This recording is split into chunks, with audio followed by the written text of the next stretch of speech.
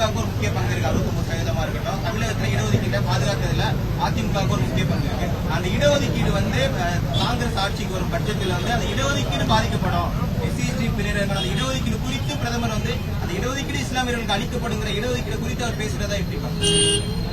இடஒதுக்கீடுன்னு சொல்லும் போது நாம் போற்றப்படக்கூடிய தலைவர் இதே இதுவும் புரட்சி தலைவி அம்மா அவர்கள். ஏன்னா மண்டல் கமிஷன் தீர்ப்பின்படி 50% மேலே இடஒதுக்கீடு கூடாது அப்படின்னு சொல்லி ஒரு தீர்ப்பு உச்சநீதிமன்றம் கொடுத்தது. உச்சநீதிமன்றம் கொடுத்த அந்த காலகட்டத்தில் திரு மு கருணாநிதி அன்னைக்கு ஆட்சி செய்திருந்தா நாங்க என்னங்க பண்றது அப்படின்னு சொல்லிட்டு என்ன பண்ணிருப்பாரு, காவிரி நதி நீர் மாதிரி விட்டுட்டு இருப்பாரு, உரிமையை கச்சத்தீவு மாதிரி உரிமையை விட்டுட்டு இருப்பாரு. ஆனா அம்மா விடல.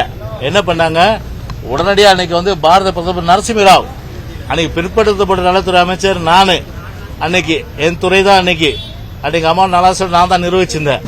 அனைத்து கட்சி கூட்டத்தை கூட்டினாங்க. கூட்டி எல்லாம் ஒரு முடிவெடுத்தோம், போய் பிரைம் மினிஸ்டர் போய் பேசுவோம் சொல்லிட்டு ஒரே பிளைட்ல சர்வ கட்சி எல்லா கட்சியும் கூட்டு போனாங்க.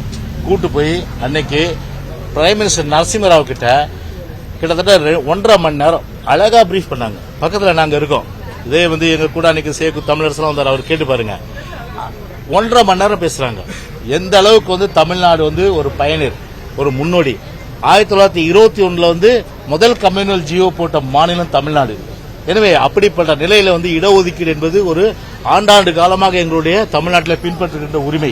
எனவே எந்த காலகட்டத்தில் நாங்கள் 50% இடஒதுக்கீட்டை ஏற்றுக்க முடியாது அப்படின்னு சொல்லி நரசிம்மராவ் அன்னைக்கு பிரைம் மினிஸ்டர் கன்வின்ஸ் பண்ணி கான்ஸ்டிடியூஷனல் அமெண்ட்மெண்ட் கொண்டு 9வது அட்டவணையில் சேர்த்தாங்க. 9வது அட்டவணையில் சேர்த்து அதன் அடிப்படையில் பாத்தீங்கன்னா எல்லா மாநில முதலமைச்சர்கள் லெட்டர் எழுதி ஒட்டுமொத்தமா பார்லிமெண்ட்ல அதை நிறைவேற்றுறாங்க.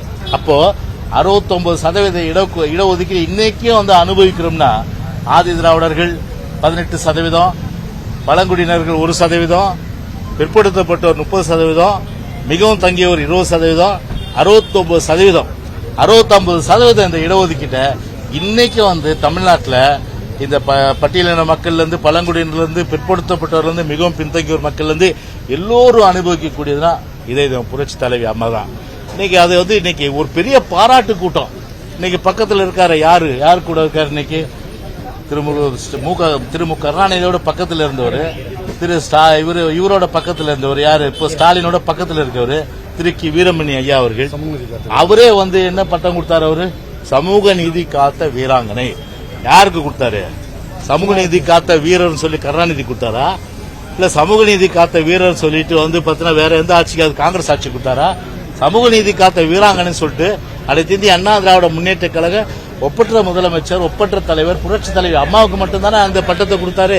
இன்னைக்கும் பாத்தீங்கன்னா நம்ம நீங்க எல்லாம் பிற்படுத்தப்பட்ட சமுதாய மக்கள், ஆதி திராவிடர், பழங்குடியினர்கள், மிகவும் பின்ன எல்லாமே இன்னைக்கு நம்ம நன்றி சொல்லக்கூடிய, நினைத்து பார்க்கக்கூடிய ஒரு தலைவரும் நம்முடைய புரட்சி தலைவி அம்மா மட்டும்தான்.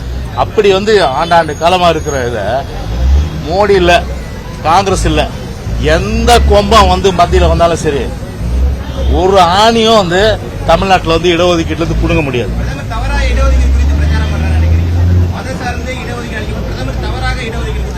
ஆதாயத்துக்காக இருக்கலாம். ஆனா எங்களை பொறுத்தவரை சொல்றேன், இங்க 69% இடஒதுக்கீடு என்பது ஆண்டாண்டு காலம் பின்பற்ற ஒண்ணு. தமிழ்நாட்டை பொறுத்தவரை அது பிஜேபி இருந்தாலும் காங்கிரஸ் இருந்தாலும் ஒரு ஆணி புடுங்க முடியாது. ஓகேவா?